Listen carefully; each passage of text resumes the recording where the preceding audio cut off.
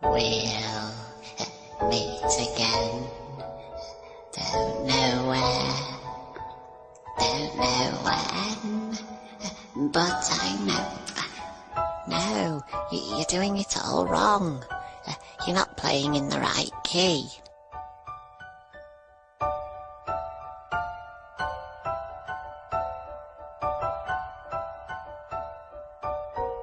Hello everyone, I'm John Richter. And I'm Liam Martin. And welcome to Dark Natter, the podcast that likes rusty spoons. I feel like this is a clue It just to what we're it is relevant. potentially talking about today. Well, yeah, this show, as you know by now, is where one of us pitches to t'other a dark fiction concept, and the other has to take on the mantle to act as the representative of the sanctity of the hallowed, illustrious, revered, highly sought after Hall of Pain. Yeah. The lively one today. You're in the mood. Yeah. So it's my go. That was absolute shit. It's all right, I liked it. You're keeping it fresh. Always keep me on my toes. I need to practice a bit more, I think. We don't discuss the laughs beforehand, so I never know what I'm going to get. No, they're always shit, aren't they? I want to say... I'm a piece of shit, aren't I mean, maybe you want that's... me gone, don't you? That's what you bring to the show, right? You know, I bring the sort of the gags and the liveliness and the content, and you bring the kind of negativity and the sadness. Piece of shit. But that's relevant because speaking of negativity and sadness, doing salad fingers today. That's what I'm bringing for you to consider. If that's Salad right. fingers. Where to begin? Honestly, it's going to be hard, this Yeah, one, it really is, yeah. to even explain what it is. Well, that's the thing. I mean, Pop culture phenomenon. it's very modern. In what way is it modern? Don't disagree. In terms of, it's not something that you could imagine could have been a thing 40 years ago. Or even now, or even ever. It's an internet thing, isn't it? It's almost like an in-joke that got out of hand, basically. As in, I don't just mean... So its creator is David Firth, the animator, and if you want to check out... You ought to check out his other stuff. He's probably most well-known for Salad Fingers, but his other stuff, there's some of it is amazing. Cream is really funny. He did a thing called David Firth's Health Reminder that's sort of a parody of the NHS and the health industry in general. Some of them really, they're all dead weird and dark and horrible and funny. But he's probably most famous for Salad Fingers, which... It actually started as literally an in-joke amongst him and his mates. Just a little throwaway 2-minute flash animation that came out in 2004 about a creepy man with long green fingers. And wasn't it something to do with... someone said he had like salad fingers when he was trying to play guitar? Yeah, one of his mates were like, oh, you've got salad fingers. So he made an animation about a character called Salad Fingers. But then it took off and became this big sensation and people were quoting it and... at each other, and it was a thing, like a pop culture thing. If you find people of a certain age group demographic, I don't know, late 30s, early 40s, who were into weird alternative stuff in the early noughties, and you say to them, I like rusty spoons, you'll get a nice little knowing wink from them. But then... Or they'll look at you like, what the fuck is this guy, man? They'll inject you with some more medication and strap you back to the table, and that's why they won't let me out. And it was a flash animation on YouTube. And then Was it always just on YouTube? Was it just... I think so. I believe it was a YouTube viral YouTube video. And then he went on to make several more. So there's 10 in the original sort of run. They span a long time period. I think it's 2004 to 2013. So it's a long time in between some of the entries. And by the end, I think Firth's becoming more well-known, bit bigger budget. So you can tell it stops being like a little flash animation and looks a bit better made and they're a bit longer. And then interestingly, it made a comeback last year with a one-off special episode 11. I am not sure if there's any more in the pipeline. There may well be. It's interesting for something to be so recognisable that literally all it is 11 little short YouTube animations. Yeah. But I guess that's the power of YouTube and the internet, isn't it? And what's interesting as well is, like, I don't know it's one of those things. I don't know anybody in what I would call my kind of day-to-day life, like my work life and my family life, that has ever even heard of it. That's interesting. I had kind of... So I hadn't heard of it. I completely missed it at the time. Completely missed it, never heard of it.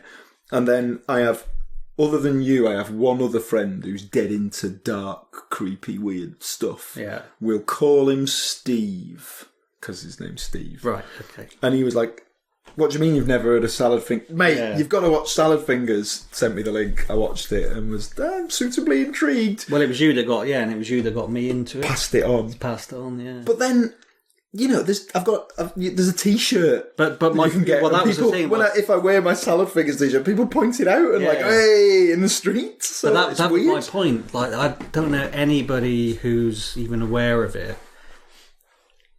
But it's amassed like a huge following. Like some of the videos, we're talking tens of millions of hits. 20 million views or whatever. Yeah, and very interesting way to make a living. I guess he must make money from the advertising revenues. Maybe a little bit about David Firth.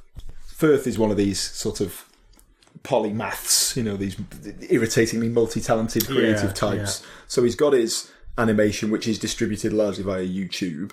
He's directed a couple of sort of live action things. I don't know if you remember Devo. Devo? He did that. Yeah. That's him. That's his thing. I don't know how you'd describe Devo. Daft Pillhead. Yeah.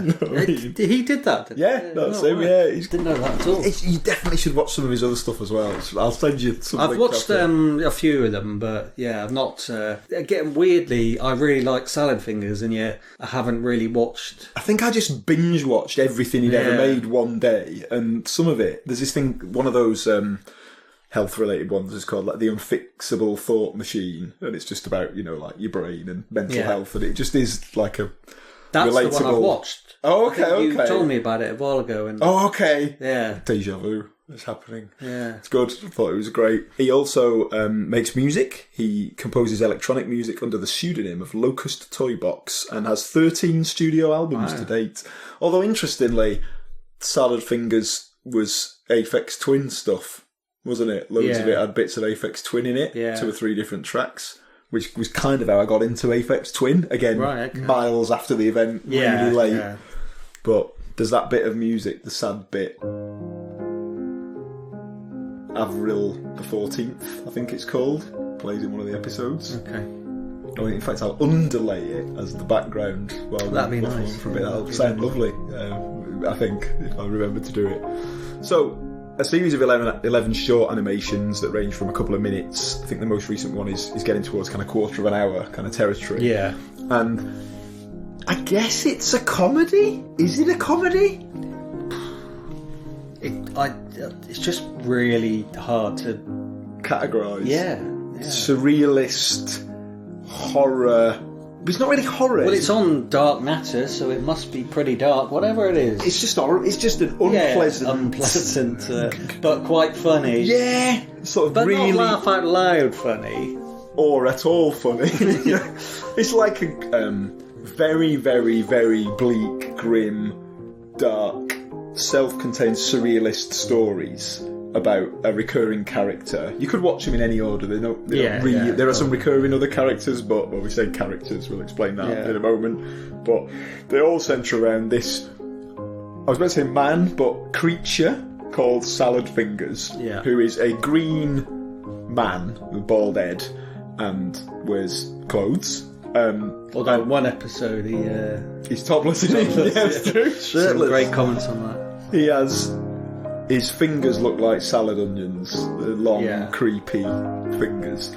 And in the first episode, it establishes one of his characteristics and one of the themes of the series, which is sadomasochism, is that he likes scraping his fingers unpleasantly against rusty surfaces. And then that kind of expands later into all manner of unpleasantness and skewering himself on nails and spikes and...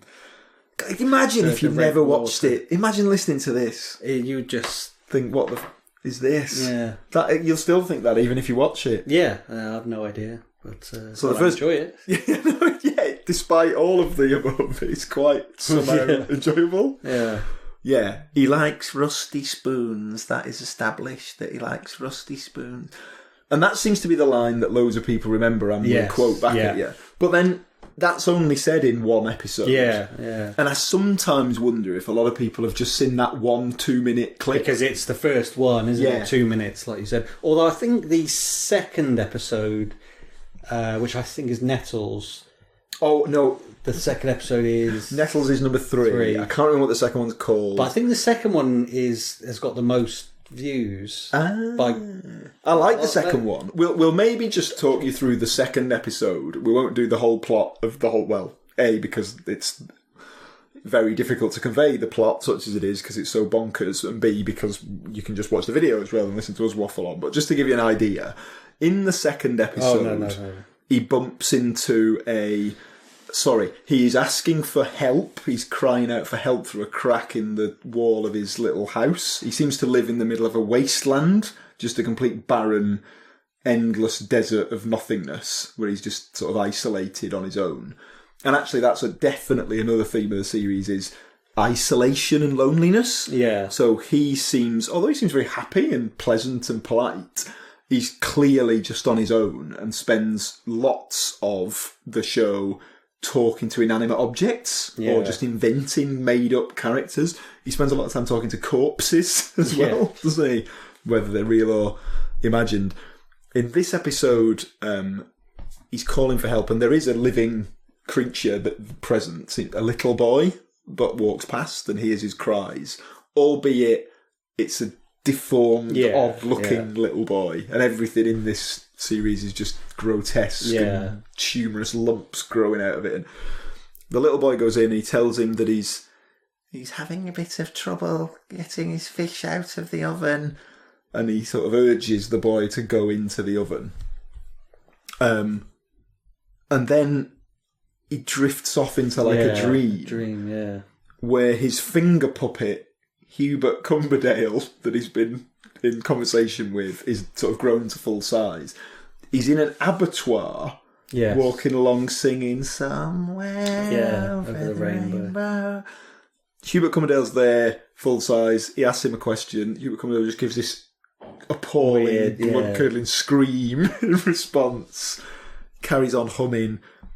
He wakes up. What you see is he sort of lets go of the oven door. Oh, yeah. Whilst he's having this. Yeah. And it's insinuated that he's accidentally or whatever slammed the door on the little boy while he's in the oven. And then there's smoke everywhere in his house, and he's like, oh, that fish smells like it's just about done. Yeah. So it's like he's accidentally cooked the little boy. Yeah. Or did he do it on purpose? Or did he imagine the boy? Or what the hell is going on? And that's it. That's your lot, about 3 minutes. So there's a thing there about him being forgetful and occasionally forgetting what he's doing and why he's doing it.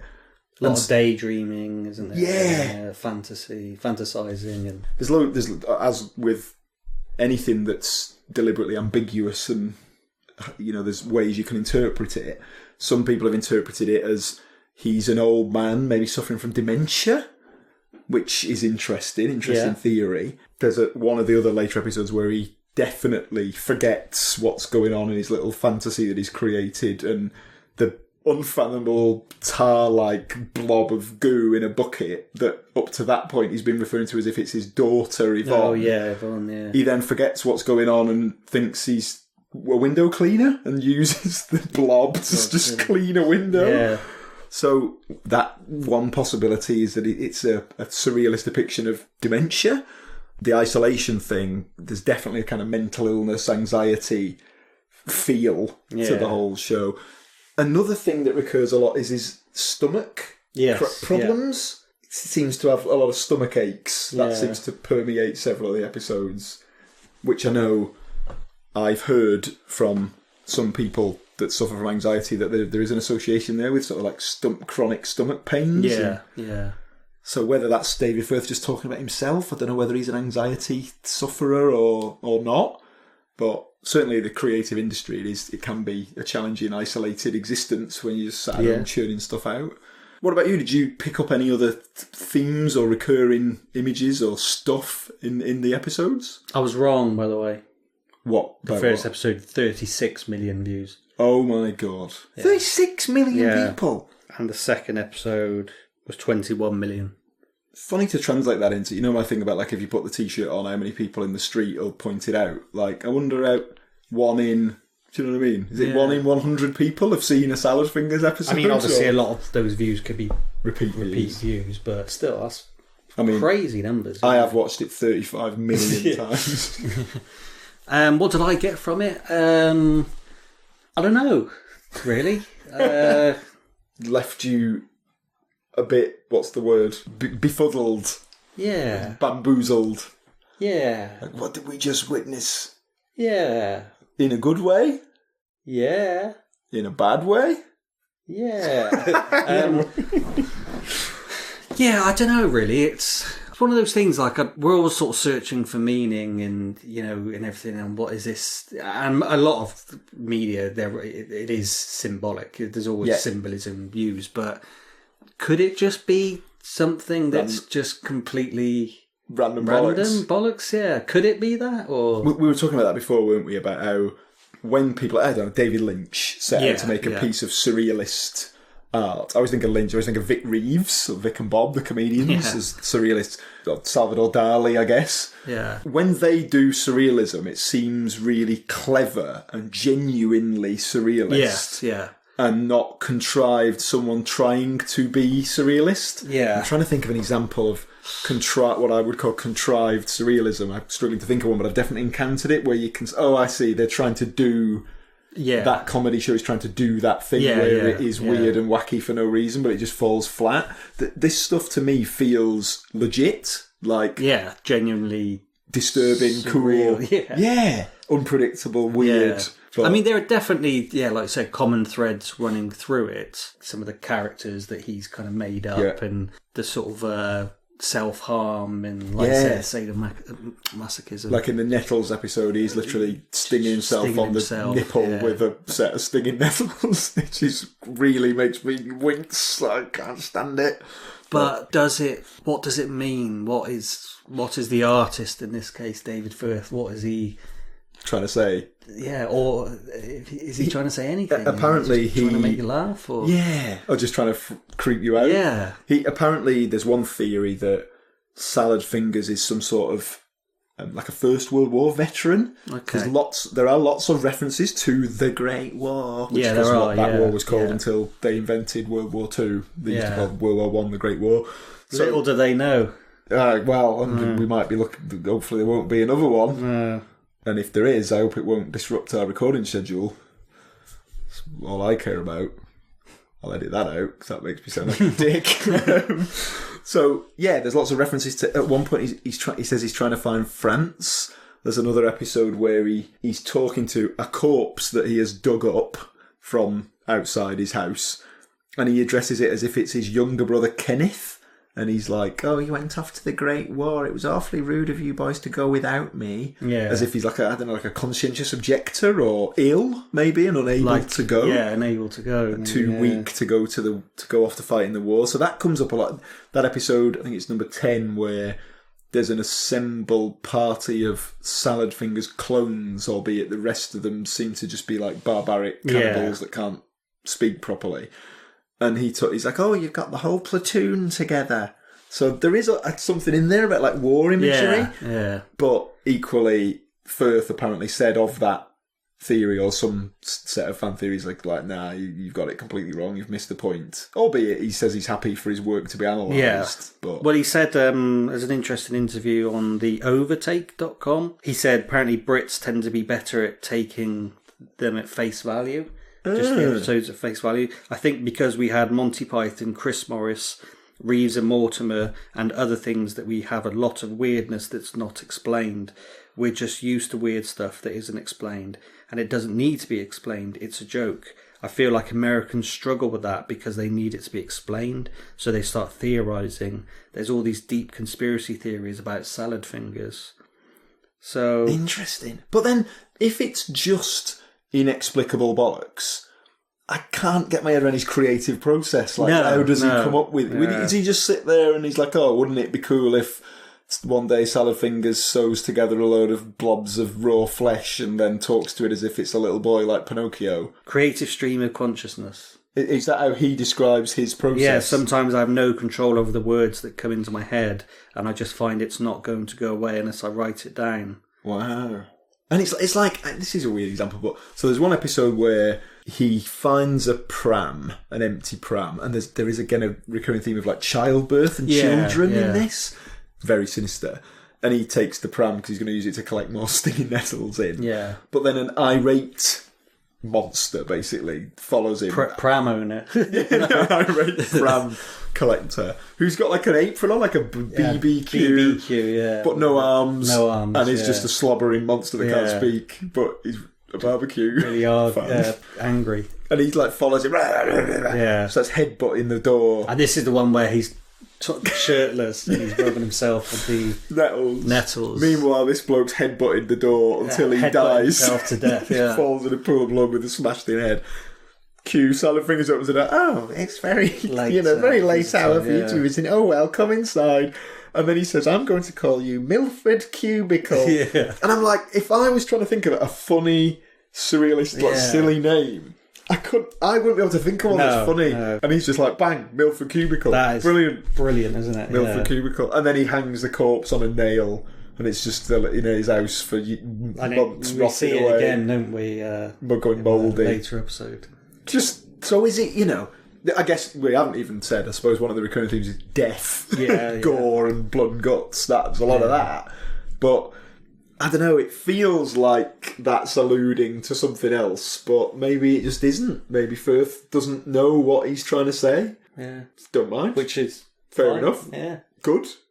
I did see, there was one thing I wanted to mention actually. I did see quite a funny quote on YouTube, because obviously they're on YouTube, and as most of us will know by now, if you go on YouTube's comment section, it's usually a bit of a cesspool. It's very varied, to say the least, isn't it? It is funny though. Somehow always descends into sort of homophobia and racism in like any video, but there are also some really funny. It tends to be maybe this is my in general. I'm not talking about the salad finger comments. Yeah, you start near the top, and all the ones that are the kind of top comments are usually funny, and then you go down, and they just get worse and worse and more offensive. People arguing, cesspit, But I did see one really great quote, and it was, "If someone catches you watching this, quickly switch to porn." Yeah, honestly, because it is the sort of thing like, how could you? You can't explain. We can't explain it now. Yeah, I can usually. I guess I'm trying to think of another example of this other than this. Something that's really dark and horrible, and people are like, well, why do you like that? That's disgusting. No, you're missing the point. Here's why I like it. Here's why I think it's good. Yeah. It's not just good because it's horrible. And yet this thing, I think I would struggle to explain Like I tend to, me poor long-suffering missus, she gets showcased lots of stuff by me, and a lot of it, I can't contain the excitement. You've got to watch this, even though I kind of suspect she won't really be into it. I wouldn't show her this, because I think she would leave me because I'm a psychopath. I agree with you, and that's another interesting point actually, because I think he, again, maybe in that same interview I referenced, but I think he said when people are into it, really into it, and it's kind of got a cult following. If you like it, you're really into it, and so you kind of pass that on, don't you? You select who you tell about it because you think they'll like it. And usually you know them well enough that they do really like it, and they really like it. And maybe there's it's not the sort of thing that you could just sort of, he's got, an all right sense of humour, like, watch this. Yeah. You wouldn't stick it on in the background. No. Like my boss. That's a good example. My boss, like, we have a laugh at work, but there's no way he would like this. Yeah. So I would never just bother trying to even though he's, got a decent sense of humour. But maybe there's a part that is, I think part of the joke is it's funny just how horrible and twisted and dark it is, which is really hard to explain. But it's like, maybe it's because Salad Fingers rarely seems to be distressed by the horribleness. He just sort of potters around, and he seems usually quite happy, if a little bit confused. Yeah. But although there are some where he looks quite distressed occasionally. Well, one of the episodes when that kind of weird, huge-eyed boy. Yes, following him around. Is in love with him and traps him. But Salad Fingers is really like... I don't like this anymore. Yeah, he doesn't like it. Let me out of this box. Well, even before then, he just doesn't like the fact that this thing really seems to love him. Yeah, because maybe there's a thing about, like, he's a control freak and he likes... Because most of his friends are finger puppets or dead maggots or bits of hair. And when it's an actual living, unpredictable living thing, he doesn't like it. Yeah. So he's deliberately isolated himself somehow. Yeah. One thing that I enjoyed was... So David Firth, I think, is northern, like me. Although he's not. I think he's from Doncaster. Doncaster, yeah. He's from Doncaster. So, but Salad Fingers in one episode says something that someone from Lancashire, where I'm from, would say. Yeah. So it's the one where he's washing the windows with the whatever the hell that tar black, lads. And he's like, "Yeah, that's one for Saturday lads." Yeah. It's like, oh, that's weird. Why has he got a Wigan accent? That's one for Saturday lads. Saturday lads being like Saturday workers. Yeah, well, like, which are usually like younger, like work experience boys or whatever. Yeah, just thing. Like 16, yeah, 17, give them the crap Saturday jobs. Lads, yeah. But then he does speak in loads of... Salad Fingers uses lots of like colloquialisms and old-fashioned language, which again reinforces this, that he somehow is an older person or he's from an older time. So a lot of his speech patterns are... I'm trying to think of an example, but he'll be like, "Oh, hello there, youngster, you young scallywag." It's like he has this kind of old-fashioned turn of phrase, which is quite pleasant. He seems like a nice bloke. Yeah. to be honest. I think Firth also described him as like a cat. Like it can be really pleasant when you're stroking it, but it also go out and like viciously kill something. Because you can't tell if he's meant to be a murderer. So he never... I don't think he ever kills anyone. But you do see him, he's got at least one corpse on the premises. He seems to have a healthy supply of what looks like human skin. And flesh, which is the new episode. Where's he getting all that from? So, I don't know what... And there's a corpse that he digs up. Kenneth. Yeah, Kenneth, yeah. And then he talks of his back... He's like a sailor who's just back on shore leave, and they have like a romantic night. The kind of wartime. Yeah. And then at the end he's like, "Oh well, you have to go now. Goodbye." And then boots the torso of the corpse back into a hole. The kid who in the oven, is that on purpose? Yeah. Yeah. What a sinister man. Really. Yeah. What did you think of that new episode? The bigger budget comeback. Yeah, I really liked it. It's weird. Like, do you think they've gotten darker as they've gone on?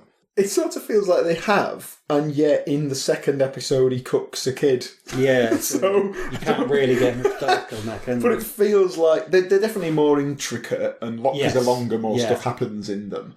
So you get more of, like in the new episode, there seems to be an angle of Salad Fingers' mum is berating him and telling him he's not good enough. Which was a bit sort of Norman Bates psycho-esque, wasn't it? But with a slightly different feel. He does mention his mum and his dad sometimes in a sad, negative sort of way. But he doesn't really seem to have any friends or his brother other than Kenneth, the corpse, Milf and Cubicle. What are his three finger puppets called? Hubert Cumberdale, Jeremy Fisher. Oh, and I don't know. Is it something like Marjorie Stewart Baxter? That sounds right. A girl one with red hair, I think. Oh, and one other character that deserves a mention, only appears once thus far, is in episode 10. Oh, it's Marjorie Stewart Baxter. Marjorie Stewart Baxter, is that right? Ah, that's good. Hubert Jason Cumberdale. Oh, he's got a middle name, has he? I didn't know he was called Hubert Jason. Does Jeremy Fisher have a middle name? No. He's just Jeremy Fisher.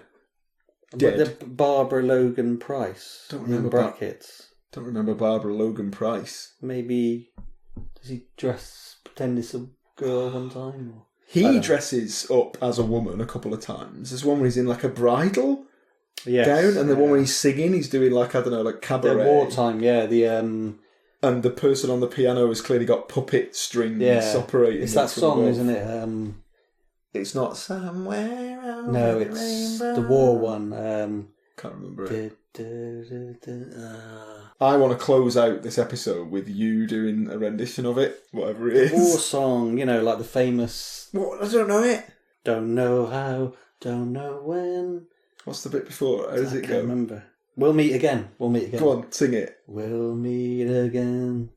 Don't know when. Well, that was a nice moment, which I will cherish forever. And so there's that song from that sort of bygone era, and Somewhere Over the Rainbow. And so again, there's a lot of evidence. Wartime stuff. Yeah. So yeah, check out that theory. Just Google Salad Fingers World War I mean, One, that's the thing, like you said, I think he's sort of quite happy for them to do that. He doesn't necessarily agree with these theories. But we always talk about this. We talked about it in like the Souls episodes we've done. But it's fun, isn't it? Coming up with these theories and massively. Taking the evidence. Maybe this generation, we overthink everything. Yeah. But it's kind of fun doing that sometimes. It's good. I think it's good to be able to, you've just watched a film with a intriguing, ambiguous ending. You're not sure what to make of it, what you made of it. Oh, did I miss something? I think it means this. Yeah. And now we've got the luxury of you can just Google it and see what everyone else thought. Yeah. And I enjoy that. I enjoy it. Yeah. Really fun. I enjoy it. And even the silly, I think I mentioned it on the Silent Hill 2 episode. Someone's done which I'm sure they're taking the piss, but they're trying to have it that Silent Hill 2 is an analogy for the rise of Ronald Reagan. Right. And the main character is Ronald Reagan, and Silent Hill is the United States, and Pyramid Head is communism. Yeah. Honestly, and he manages to evidence it quite convincingly. Yeah. I think what he's trying to do is to say that film theory and like people who analyse all the symbolism in films are full of shit. Yes, and you can just make a case for anything. Definitely. And I sort of agree a bit, to an extent, but equally I still enjoy hearing the theories. I really enjoy it. Yeah, I really enjoy it. And that's the problem, isn't it? Sometimes we talked about this on the Dark Souls one, when everything isn't kind of tied up in a nice bow, people get a bit annoyed and frustrated, but it doesn't bother me. I'm quite happy for Salad Fingers just to be complete nonsense. Yeah. But equally, I want to read these theories just because, that you can really make a good case for that. I know. It is a funny thing, isn't it? And then I sometimes think, where people give the artist too much credit. So sometimes, I think a lot of the time the reason things are left a bit open-ended and not tied up and ambiguous is because they sort of couldn't be arsed. Not even in a lazy way. They just didn't want to. They didn't feel the need to. They didn't feel like this thing they were creating had to be completely all sewn up like a fleshy wallet, like Salad Fingers' human skin wallet. Yeah. And then people are like, oh, no, I'm convinced that when they said this, they must have meant this, and that's the reason that thing is there. And maybe they did, but equally... They might not have. They probably didn't. But and you remember this, even going back to like doing, I don't know, English literature at GCSE, the amount of analysis you could wring out of a little short poem. Yeah, totally. That I'm convinced was way over and beyond what the writer had even conceived of. But because that's the thing, poetry, the placement of a comma, the pause, that has meaning in the...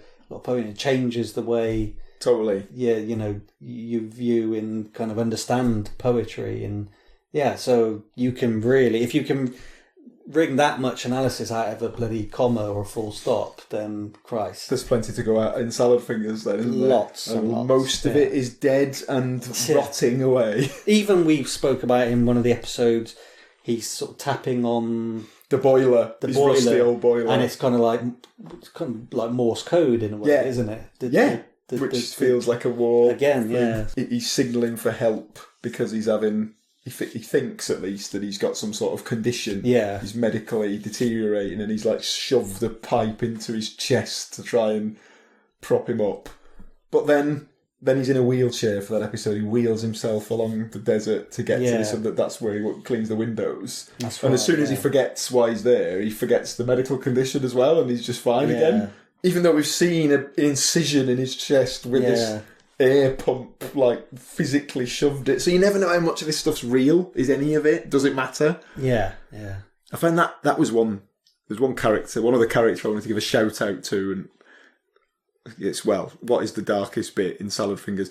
This is a candidate, I suppose, is he takes his horse they go to see the GP, the doctor, for anyone who's not British GP general practitioner, is a doctor. And the doctor's called, Dr. Papanak. Oh, yeah, I know that. And it's like I couldn't remember the bit you meant. It's like another sock puppet that he's made. But then it suddenly grows, all these knives grow out of it, and it jumps at the horse. Gouging away, gouging all its flesh away. And then he's like, now, try to be quiet while the doctor eats your blood.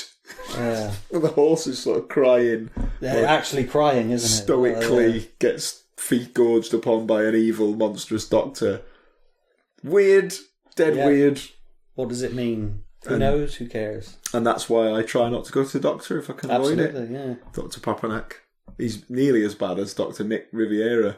I only mention him because for someone on a podcast I was listening to mentioned him. And I ended up YouTubing. Oh yeah, Dr. Nick. Best moments. And there's that one where someone grabs him round the shirt collar as he's leaving another botched operation, and he's like, "Remember me, Dr. Nick Riviera?" Oh, I know the. And he goes, "This is my old friend, Mr. McCraig, with a leg for an arm and an arm for a leg." And he stitched his limbs onto the wrong place. Great stuff. Grabbing him round the collar with his foot. Well. I don't think we've missed any of the key Salad Fingers beats. It's something I think you could talk about for hours and hours and hours. You could analyse every single moment of it, but equally, how can you? Because it's just surreal. You have to kind of just see it, don't you? So I think if you have seen Salad Fingers, if you've not watched all of them, it's not a big task to watch all 11 episodes. About an hour, I think, in total. If you've never watched it, definitely watch them all. Again, you sure won't forget it. And if you have seen all of them, then you are a fellow absolute weirdo. And congratulations. If you are watching them, as the YouTuber commenter pointed out, and someone walks in on you, quickly get that porn on. Because, it's flicked to something really disgusting. Because you don't. It can't be as bad as Salad Fingers. Imagine certain moments of it. If somebody came in where you were just at that bit when he was giving birth to that blob of tar into a bucket. Yeah. What would they think? You'd get sacked, wouldn't you? You would get sacked. Yeah. You would get sacked, John. I'm going to leave that in. Okay. It's like when Bob Mortimer calls Vic Reeves Jim all the time. He sounds all the time. Yeah, my name's Dave. I'm not really called John. It's a pseudonym. Hey. But John's more interesting. He's got books out and everything. He has. Dave's just an accountant. There's a lot of your... or is he? A lot of your stories are about, crazed accountants. Really depressed, miserable accountants who murder their I'm starting to worry about this guy, eh? Don't worry, it's all okay. Everything's fine. I think that was your best one yet. Psychologically, I was damaged in the Great War. That's really good. I've been working on it. It's my talent. Do you do the voice? Oh my God, for the sake of the listeners, he's trying to touch me with his fingers. There's a lot of rubbing as well, isn't there? Oh, he rubs a bit of hair on his eyeball in one, doesn't he? That made me want to puke. So, what else can we say? I guess final, in summary, Salad Fingers is a pop culture icon, an inexplicable pop culture icon. He's lasted nearly 2 decades. Wow. That's crazy. But mad. Yeah. And he is the most iconic and memorable creation of a very talented, weird, bonkers man, which is David Firth, whose works I would recommend you check out in full. Even, is the one called Burnt Face Man? That was one of his earlier works. That's a bit weird. So, I believe, by being a very unique piece of media, and incredibly, indescribably dark, too dark for most of your friends to even watch, I feel that Salad Fingers is worthy of a place in the Hall of Pain. Well, as you know, here we go. As you know, not everybody can get in. Give me one example of someone who hasn't got in. There isn't any. Hey! So, I mean, Salad Fingers is in. Yeah! It'd be a shame not to. It'd be sad, wouldn't he? He'd be outside. It'd be very sad. That was terrible. One for Saturday, lads. Wait, hey, that's got me thinking, actually. Is the Hall of Pain... In my head, it's like a bit of a dark castle. Yeah, I'm... Ramparts. Same. But in what setting? what surrounds it? Is it like a salad fingers-esque, just flat, beige desert wasteland? Why not? Let's have that. Yeah. We've added to the mythology now. Or maybe it's not a castle, maybe it's just like a really I kind of just think of it as like a dungeon so I guess that would mean it would have to be underground part of a castle. Well, maybe there's just a portaloo. Could be. Portaloo in the middle of a desert. You go in, down. And instead of a toilet, there's stairs down. Into the Hall of Pain. Into the Hall of I Pain. like that. So broadcasting live from a portaloo in a unnamed desert location. If you can track us down, you can put a stop to this podcast once and for all. You'll never find us. On that note. Yep. So Salad Fingers is in. Who isn't, quite frankly. Thank you. Yeah, that was fun. I'm sure the rest of the Hall of Pain will be suitably disturbed when he turns up, but I'm sure he'll have a good time. He certainly will. I really can't do it. You can. Speaking of good times, yeah, tune in again a couple of weeks when we're going to be talking about some more bollocks. Yep, I can't wait. Do you know what we're going to talk about? It's your go. Let's just say it's something very creepy. I think I know where you're going with this. I'm quite excited about that one, actually. That's going to be good. He's definitely going in. Tune in to find out what is definitely going into the Hall of Pain. Which, quite frankly, at this stage could be anything. But, Tim Lovejoy. And everything. Tim Lovejoy got in last time, didn't he? Do you remember? Son of a bitch. We're not in yet. We're the curators of... Sorry. That would be like a conflict of interest. Yeah. Okay. Off we go then. Let's end with a handshake. Bye-bye. Horrible. Salad fingers off me. Hello. Thanks for listening. Oh, don't worry, I'm not going to do that for the duration of this. It's far too creepy.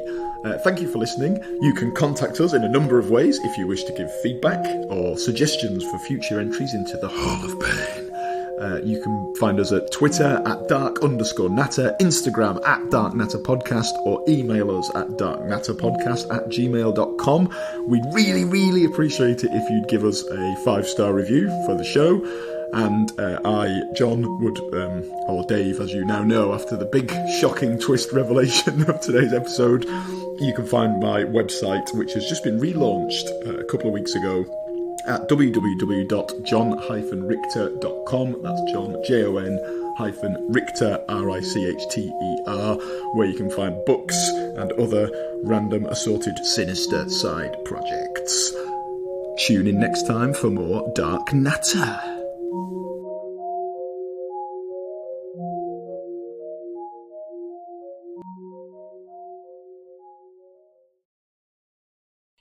What did I get from it? I don't know, really. I don't know. I just don't know.